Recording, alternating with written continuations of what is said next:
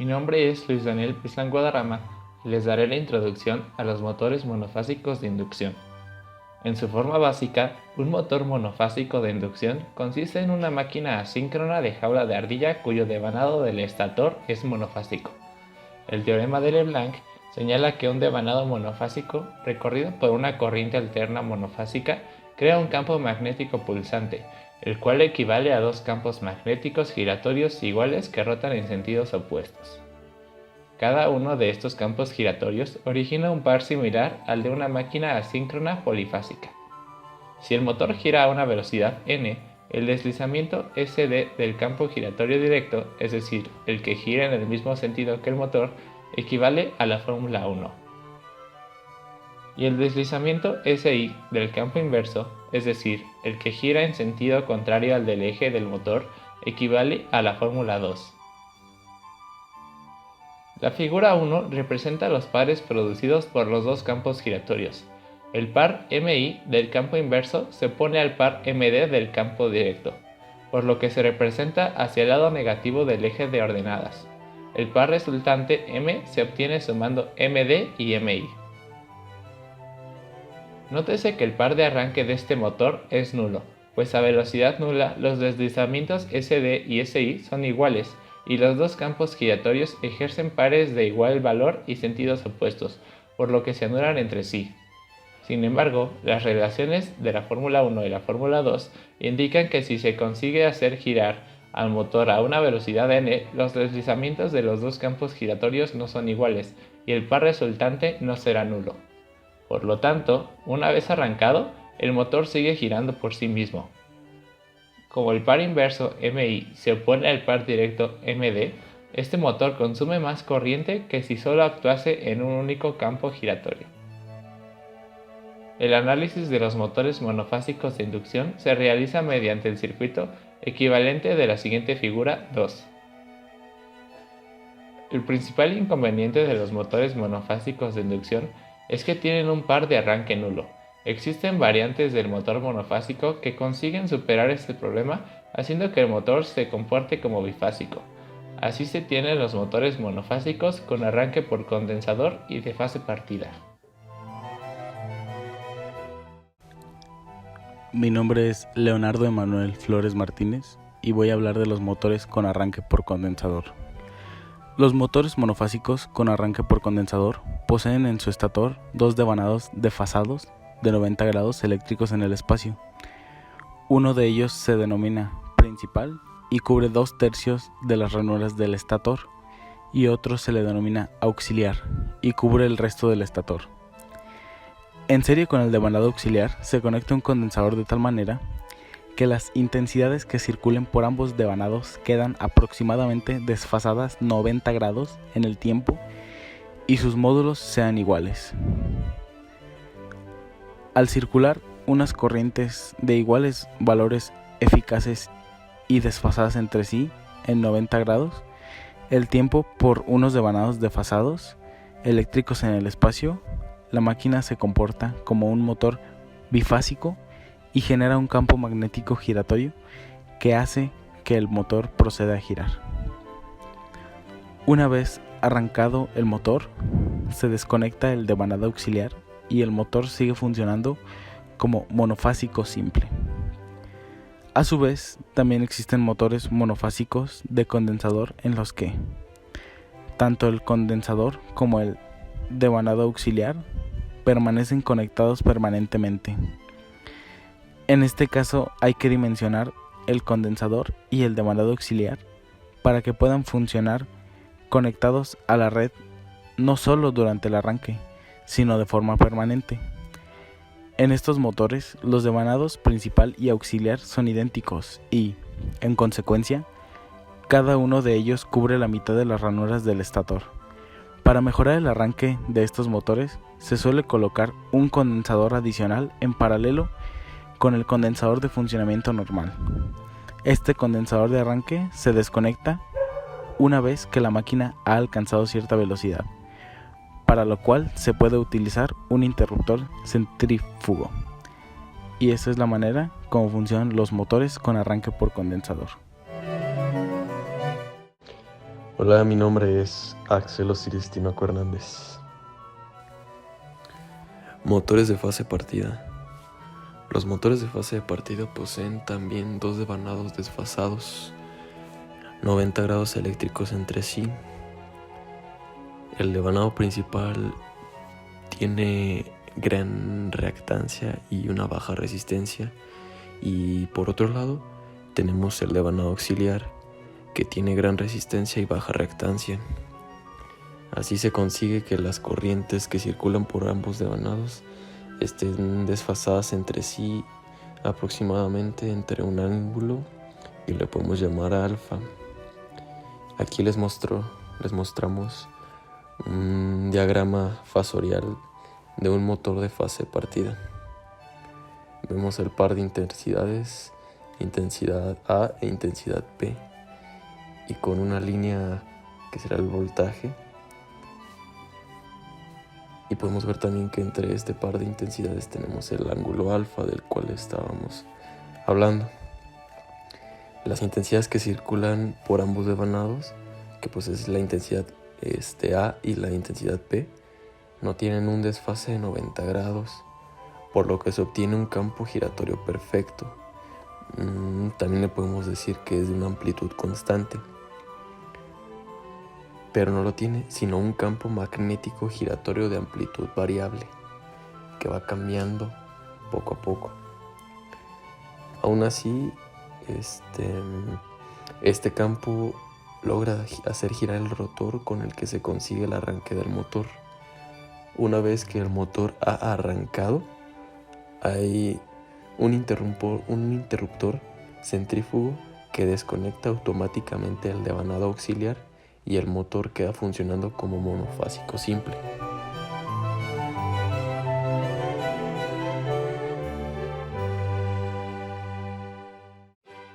¿Qué tal? Mi nombre es Jared Trejo Fuentes y el día de hoy les hablaré de motores de espira de sombra. Los motores de espira de sombra son motores monofásicos de muy pequeña potencia, de hasta 50 watts, que tienen un rotor de jaula de ardilla y un estator de polos salientes, como se puede apreciar en la figura 5. Fabricado a partir de apilar chapas magnéticas, el estator tiene un devanado concentrado que se alimenta desde una red de corriente alterna monofásica, y sus polos están abrazados parcialmente por espiras de sombra, las cuales se representan en la figura 5. Las espiras de sombra de dos polos consecutivos están conectadas en posiciones separadas 180 grados eléctricos, lo que equivale a posiciones diametralmente opuestas en el caso de máquinas de dos polos, como se aprecia en la figura 5, y cada una de ellas consiste en una espira en cortocircuito que representa una impedancia básicamente resistiva. La parte del flujo total, que es abrazada por una espira de sombra, induce una FEM, sobre ella que está desfasada 90 grados en el tiempo respecto a dicho flujo. Esta FEM origina en la espira una corriente prácticamente en fase con ella. La espira es una impedancia predominantemente resistiva y por tanto perpendicular al flujo original. Finalmente, esta corriente de la espira da lugar a un nuevo flujo, en fase con ella, menos Y. En consecuencia, un desfasado de 90 grados, con respecto al original que se superpone al flujo original. Al final lo que se tiene son dos flujos, uno es el que pasa a través de las espiras de sombra y el otro es el que pasa por el resto de la superficie de los polos. Ambos flujos forman entre sí un ángulo en el espacio y tienen un desfase temporal. Al combinarse, ambos flujos dan lugar a un campo magnético giratorio imperfecto. Esto es un campo elíptico, es decir, aunque este campo magnético gira, su amplitud no permanece constante, pero suficiente como para que al actuar sobre la jaula de ardilla del rotor genere un par que consigue hacer girar al motor. Se han empleado en ventiladores, tocadiscos, proyectores de diapositivas, fotocopiadoras, bombas de agua, de lavadoras, etc. En la figura 6 se muestra una fotografía con el despiece de un motor de espira de sombra. Ahí se puede apreciar que en este caso se han colocado dos espiras de sombra en cada polo y que las dos espiras de sombra de un polo abrazan flujos diferentes. Se consigue que así el motor funcione mejor. Mi nombre es Andrea Sequera y en resumidas cuentas, las características de un motor de espira de sombra son: 1. Son motores de baja potencia. 2. funcionan solo con corriente alterna. 3. La espira en corto ocupa 1/3 del polo saliente. 4. La posición de la espira determina el sentido del giro del rotor. 5. Estas guardan un desfase de 180 grados. 6. Generalmente no utiliza sistema de enfriamiento. 7. La velocidad se puede variar, variando la resistencia de la bobina polar. Las partes de un motor de espira de sombra son el estator, el rotor y las espiras de Frege. El estator está conformado por un núcleo de chapas magnéticas. Entre la cara del polo tiene incrustadas las espiras en cortocircuito y sobre el núcleo la bobina polar inductora. El rotor, como ya bien se mencionó, es del tipo de jaula de ardilla. Y las espiras de Frege son espiras de cobre en cortocircuito. Y bien, ¿cómo funciona? Al ser conectado el estator a la corriente alterna, de inmediato circula una corriente por el inductor formando un campo magnético, que a su vez inducirá una fuerza electromagnética, no solo al rotor, sino a la espira en cortocircuito, creando en esta un campo magnético en retraso, tanto en tiempo como en espacio, pequeño pero suficiente para producir un campo magnético rotatorio, originando de inmediato que el rotor gire también. Su curva de velocidad es el formato típico de un motor de inducción, con un considerable momento de arranque, un valor máximo bien definido y un tramo final de carga ligeramente curvo. No se ven baches en los momentos ni otras discontinuidades apreciables.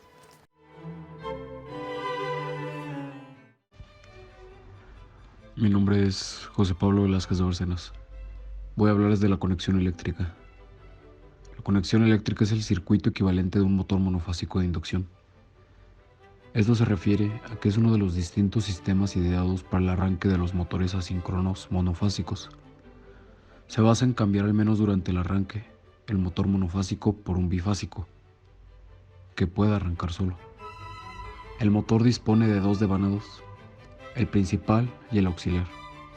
Además, lleva incorporado un interruptor centrífugo, cuya función es la de desconectar el devanado auxiliar después del arranque del motor.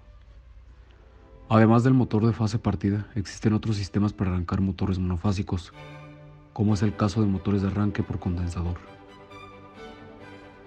Ahora hablaré de las ventajas y desventajas. Ventajas. Número 1. La principal ventaja de estos motores es su simplicidad de construcción, su confiabilidad y su robustez. Número 2. Tienen un bajo costo. Ventaja número 3. A diferencia de otros motores monofásicos, los motores de fase partida no requieren de partes auxiliares, tales como capacitores, escobillas, conmutadores, etc., o partes móviles, switches centrifugados. Ventaja número 4. Su mantenimiento es mínimo y relativamente sencillo. Ahora vamos con las desventajas. Desventaja número 1. Tiene un par de arranque muy bajo. Número 2. Su eficiencia es muy baja. Por ejemplo, un motor de 1/20 caballos de fuerza tiene una eficiencia del orden del 35%. Para motor más pequeño, puede llegar a ser del 5%. Número 3. Su factor de potencia es muy pobre. Ahora hablaré de los usos. Este tipo de motores es usado en casos específicos como el del accionamiento de ventiladores o sopladores, que tienen requerimientos de potencia muy bajos.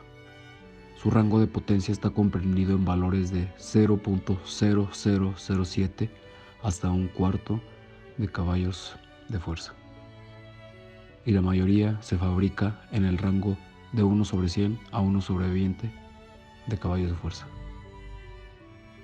Y es por ello que, debido a sus características constructivas particulares, lo hacen especialmente apto para aplicaciones de bajo costo, tales como pequeños ventiladores, mecanismos de relojería, aparatos de uso médico y electrodomésticos, bombas de agua de lavadoras. Incluso se han empleado tocadiscos, proyectores de diapositivas, fotocopiadores, etc.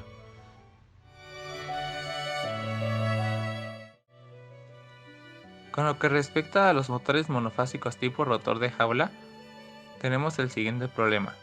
Calcular la potencia eléctrica de un motor monofásico tipo rotor de jaula que tiene un consumo de 5 amperes, un factor de potencia de 0.73 y un voltaje en línea de 220 volts. Para ello contamos con la siguiente fórmula.